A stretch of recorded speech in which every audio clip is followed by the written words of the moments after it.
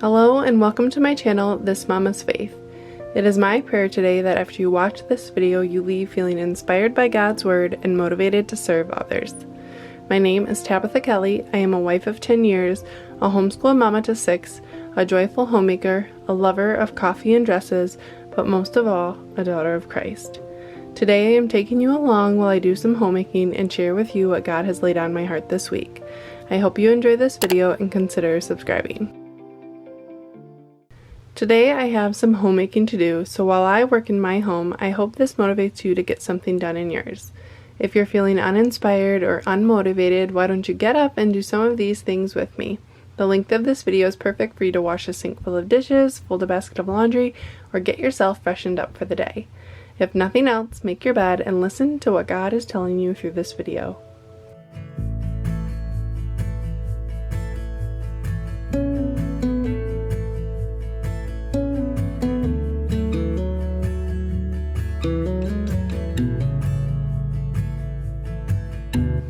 This is week 5 of our Proverbs 31 Bible study. Today we will be discussing Proverbs 31:15. She rises while it is yet night and prepares food for her household and a day's portion for her maidens. This Bible verse makes it clear that the Proverbs 31 woman wakes up early before her family to plan and prepare for her day. For many women, including myself, this is no easy task. Many of us still have babies waking in the night, and just thinking about waking up early gives us a feeling of utter exhaustion. But it's so important for us to look to God's Word as a guide on how to live our lives, and to be careful not to make excuses for ourselves. We can see in the Bible so many examples of people who rose early. Abraham rose early to check on the destruction of Sodom, to send away Hagar, and to answer God's call to Moriah with his only son. God told Moses to ride early to present himself before Pharaoh. Later, he would rise early to inaugurate the covenant between God and his people. Joshua rose early to cross the Jordan, to take Jericho, and to claim the victory after a defeat. Gideon rose early to pursue the army of Midian, and Samuel rose early to confront Saul. So also young David rose early to visit his brothers in the battlefield where he would face Goliath. Jehoshaphat, Hezekiah, Ezra, Mary Magdalene, and even Christ himself rose early, as Mark 1:35 says, "Rising very early in the morning, while it was still dark, he departed and went out into a desolate place, and there he prayed." All of these examples show us that when you have a great need or a great calling, you rise early to meet it.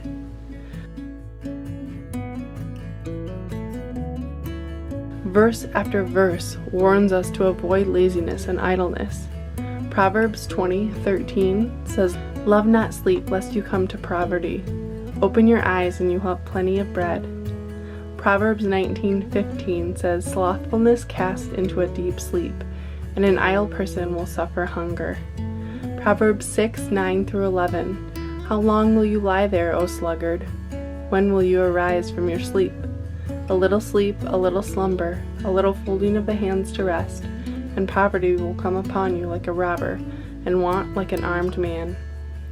We can relate these many verses and amazing people of the Bible, including our Lord, to the Proverbs 31 woman in Proverbs 31:15. She rises while it is yet night and prepares food for her household, and a day's portion to her maidens.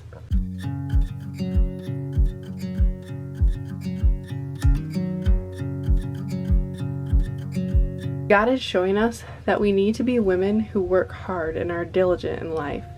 It doesn't mean we have to lose sleep in order to accomplish this. God, after all, has designed us to need rest and has provided us time to do so. But so often, that rest is something we abuse.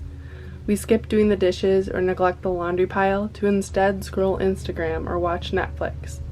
Being lazy is tempting and easy to do, but its consequences are many. So what can we get from studying the Proverbs 31 woman in this way? First, she isn't idle. She's choosing to not sleep in, but instead take care of the needs of her household. She understands there is great wisdom in being diligent and taking care of what God has given her, rather than staying in bed all day. Secondly, as wives, we have been trusted by our husbands, our children, and God to take care of our households. If we seek to fear the Lord, our hearts should desire to take care of what has been entrusted to us well. Third, we see that the Proverbs 31 woman is prepared. She's not facing her day all willy-nilly and just seeing what the day brings. She's getting up early and preparing. She's not scrounging for food for her kids to eat something on the fly. She's not last minute rushing around out of lack of care for her house. She's establishing her plans early in the morning. I've heard many women excuse this verse and write it off because we are living in modern times and we don't have servants or maidens. But I like to think of our maidens as the washing machine, the dishwasher, the grocery store, the vacuum cleaner, the mop, and the bread machine. We have so many modern conveniences that immensely help us in our roles as homemakers. Planning to use these things throughout our days and our week is part of being prepared. Planning for how we can teach and train our children and helping with household chores is part of our jobs as mothers. By now, it's clear that not only the Proverbs 31 woman, but many godly people of the Bible rose early to prepare and face the challenges of their day. So how can we actually do this? I want to give you some practical ideas for what helps me to rise early. First, prepare the night before.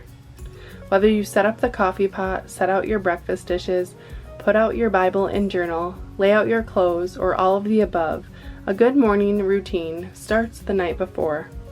Making sure my kitchen is clean and reset and going to bed at a decent hour is key to waking up early. Second, set your alarm out of arm's reach. Many of us use our phones as an alarm clock. I do this, but rather than keeping it on my nightstand, I plug it in my bathroom, so I have to physically get out of bed to turn it off. Thirdly, immediately do something to wake yourself up. As I'm walking into the bathroom to turn off the alarm, I switch on the light. Having a bright light in my face is sure to wake me up. Then, right next to my phone on the bathroom counter, I set out a glass of water and my toothbrush. Drinking 8 to 12 ounces of water immediately gets my body awake pretty quickly. I will also brush my teeth right away.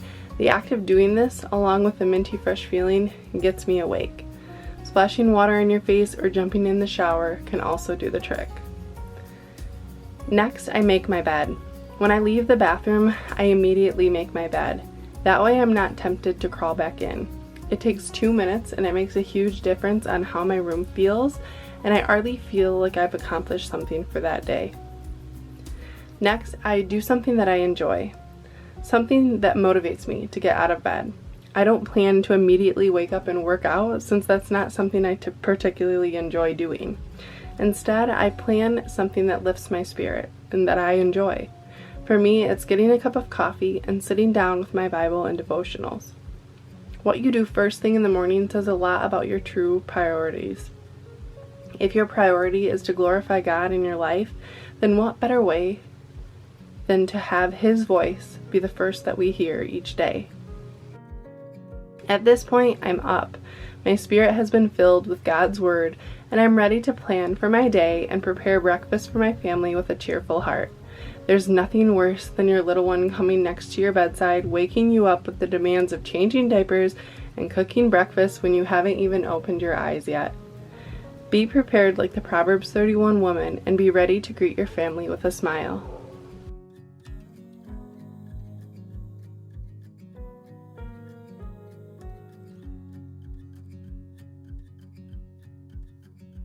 You know where God has called you to work for Him.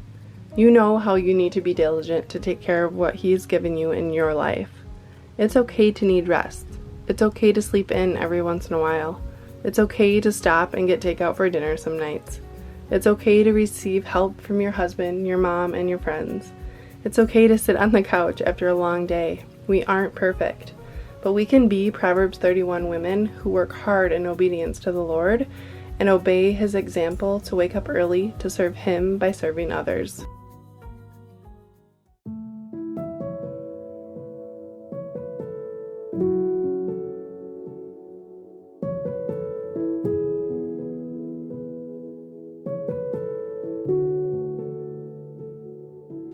I want to thank you for watching this video today, and if it's blessed you in some way, I'd love for you to share your thoughts with me in the comments. Come back every Sunday at 10 a.m. for more traditional Christian homemaking. Subscribe and turn on all notifications so you don't forget. God bless you, and remember to glorify God in your simple everyday.